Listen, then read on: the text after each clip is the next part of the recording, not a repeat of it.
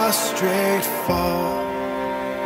Bring forth the royal diadem and crown him Lord of all. Bring forth the royal diadem and crown him Lord of all.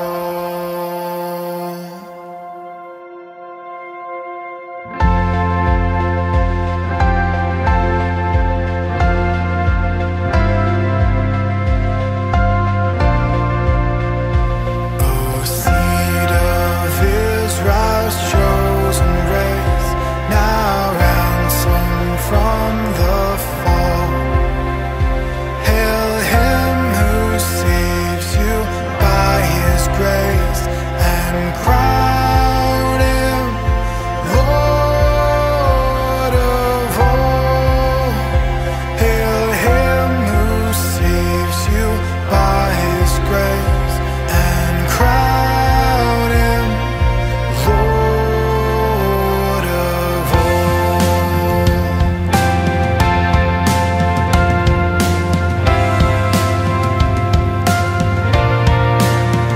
Sinners whose love can never forget the wormwood and the gall. Go spread your trophies at his feet and crown him Lord of all. Go spread your trophies at his feet and crown him Lord of all.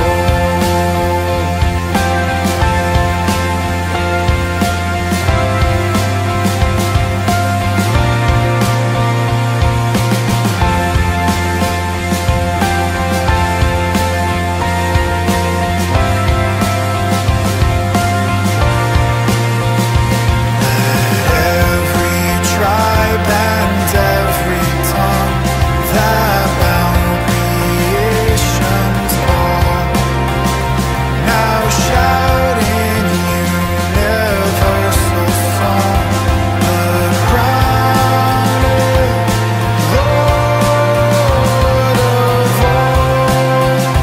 Now shout in universal song, the crown is Lord of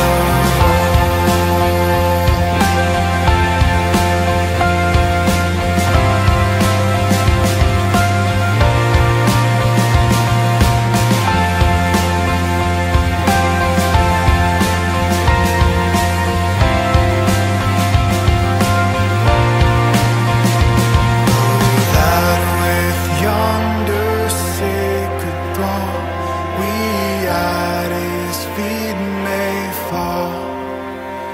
We'll join the everlasting song and crown him Lord of all. We'll join the everlasting song and crown him Lord of all.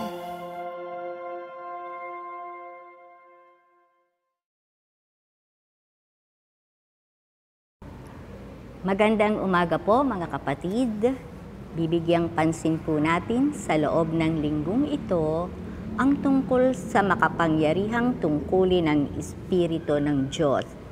Sa maraming mananampalataya, ang banal na Espiritu ang katauhan sa tatlong persona na hindi masyadong napag-uusapan. Ang teksto pong ating gagamitin ay mula sa aklat ni San Juan, Kabanata 15, mga talatang 26 at 27. At lilipat po sa Kabanata 16, mga talatang 12 hanggang 15. Ngunit sa pagdating ng tagapagtanggol, Ang Espiritu ng katotohanan na susuguin ko mula sa Ama, magpapatotoo siya tungkol sa akin, at magpapatotoo rin kayo tungkol sa akin, sapagkat sa pasimula pa'y kasama ko na kayo. Hindi ko ito sinabi sa inyo nung una sapagkat kasama pa ninyo ako, ngunit ngayon papunta na ako sa nagsugo sa akin at wala ni isa man sa inyo ang nagtanong kung saan ako pupunta. Ngayon, sinasabi ko sa inyo, lubha naman kayong nalungkot. Dapat ninyong malaman ang katotohanan. Ang pag-alis ko'y sa ikabubuti ninyo sapagkat hindi paparito sa inyo ang tagapagtanggol kung hindi ako aalis. Marami akong sasabihin sa inyo, subalit hindi pa ninyo kayang unawain ngayon. Ngunit pagdating ng Espiritu ng katotohanan, papatnubayan niya kayo sa lahat ng katotohanan galing sa Diyos, sapagkat ang sasabihin niya ay hindi mula sa kanyang sarili, kundi ang kanyang narinig, at ipahahayag niya sa inyo ang mga mangyayari sa hinaharap. Pararangalan niya ako sapagkat tatanggapin ng Espiritu mula sa akin ang ipahahayag niya sa inyo.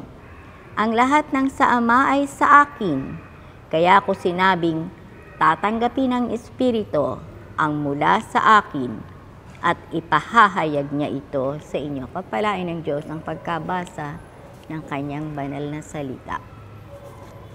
Madalas nating marinig na ang sermon o pangangaral ay nagbibigay aliw sa sino mang nalulungkot o nagdadalamhati at nagbibigay naman ng lungkot o sakit sa sino mang nasa puspusang kaginhawahan. Ipinaalam ng Panginoong Hesus sa kanyang mga alagad na kapag ang Espiritu ng katotohanan ay dumating sa kanila, sila ang sasaksi, magpapahayag at magpapatotoo sa kanyang pangalan. Ang bagay na yaon ayon sa sumulat ng aralin ay nakatigatig at nakabagabag sa kanya sapagkat alam niya ang ginawa at pinagdaanan ni Jesus na hirap at pagpapakasakit nang simulan niyang ipahayag at ipalaganap sa buong mundo ang katotohanan ng pagkakaroon ng maayos at ganap na buhay ayon sa nais at utos ng Diyos. Ngunit, dumating ang sandaling ang Panginoong Hesus ay hinatulan at ipinako sa krus hanggang sa isuko niya ang kanyang buhay. Nagawang itanong ng sumulat ng leksyon, ninanais din kaya ng Panginoong Hesus na sapitin ng kanyang mga alagad ang pinagdaanan niya? Maaaring hindi naging katanggap-tanggap sa mga alagad ang bagay na ito. Subalit, posibleng mangyari rin sa kanila ang sinapit ng Panginoong Hesus kapag itinuloy nila ang naging gawain ito. Naging palaisipan rin sa sumulat ng leksyon kung ang mensahe ng banal na Espiritu sa mga iglesia ay upang bagabagin at guluhin ang mga ito. Isang nakalulungkot na bagay ang lagi nang iniisip ng maraming mananampalataya, ang paniniwala nila na inuutusan tayo ng Diyos na palakihin ang iglesia, just palakihin lang, sa pamamagitan ng pagpapalaki ng mga gusali nito. Hindi tayo inuobligahan ng Diyos na gawin ang lahat ng ating magagawa sa abot ng ating makakaya upang mapanatili ang kasalukuyang popular na kalagayan ng ating iglesia. Sabi nga, ang status quo. Sa halip, inuutusan tayo ng Panginoon na magkaroon ng maraming alagad sa ating iglesia, komunidad, sa pamamagitan ng pagmamahal, pag-aruga, pagtulong at pagmamalasakit sa ating mga kapitbahay at kasalamuhang mga tao. Nagbigay pa nga siya ng maraming parabola upang ituro at mapaalalahanan tayo kung sino nga ba ang ating mga kapitbahay. Sinabi pa rin niya na kapag hindi natin nilingap ang pinakaaba sa mga ito, ay hindi rin natin siya nilingap. Sa laki ng pagmamahal ng Panginoon sa atin, ipinadadala pa rin niya ang banal na Espiritu sa atin upang bigyan tayo ng pag-asa at palakasin ang ating mga loob kapag nararamdaman natin ang pagmamalasakit at pagtulong sa ating kapwa ay mabigat at mahirap gawin. May isa pang talata na matatagpuan sa Aklat ng Mga Gawa, Kabanata 1, Talata 8, at itong sinasabi, "Ngunit, bibigyan kayo ng kapangyarihan pagbaba sa inyo ng Espiritu Santo, at kayo'y magiging mga saksi ko." Ang lahat ng ginawa ni Jesus dito sa lupa ay pasimula ng kanyang ministeryo. Hanggang ngayon, si Jesus ay patuloy na kumikilos at nais pang gumawa sa pamamagitan natin, ninyo, at ako rin. Nang iwanan ni Jesus ang kanyang mga alagad, ipinagtapat niya ang isang lihim. Sabi niya, "Mag-antabay kayo.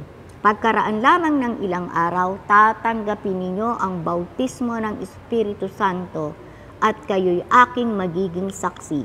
Nangangahulugan na kahit nasa langit na si Jesus, tayo naman, ikaw at ako, ang kanyang katawan na naririto sa lupa. Walang dapat ipangamba at ikatakot. Manapa sa bawat naghahanap at mangangailangan kay Jesus, inaasahan na tayo ang tutugon at magmiministeryo alang-alang sa Kanya. Napakarami ang naliligaw, naghahanap, nalilito, nasasaktan at napapagod. Sa pamamagitan nating mga mananampalataya, matutulungan ng Panginoong Hesus ang kanilang pangangailangan at higit pa ang Kanyang pagliligtas kahit saang lugar. Walang hindi maaaring magnais na makakilala sa ating Panginoon kung tayong Kanyang kinatawan ay magiging saksi niya at bubuksan natin ang pintuan upang ang Panginoon ay ipakilala. Tapat ang Diyos. Gagawin niya ang ipinangako sa atin bilang Kanyang tagapaglingkod. Bibigyan tayo ng espiritual na kapangyarihan upang maging saksi at magpatotoo. Tayo po'y manalangin. Amang Diyos na makapangyarihan sa lahat, ipagkaloob mo po sa amin ang espiritual na kapangyarihan upang kami makapamuhay at makapagpatotoo dahil sa iyong pag-ibig at pagmamahal sa amin. Tulungan mo po kaming makapag-akay ng mga kaluluwa at mailapit namin sila sa iyo na aming tagapagligtas at Panginoon. Sa kapangyarihan ng Espiritu Santo, ito po ang aming dalangin. Amen at Amen.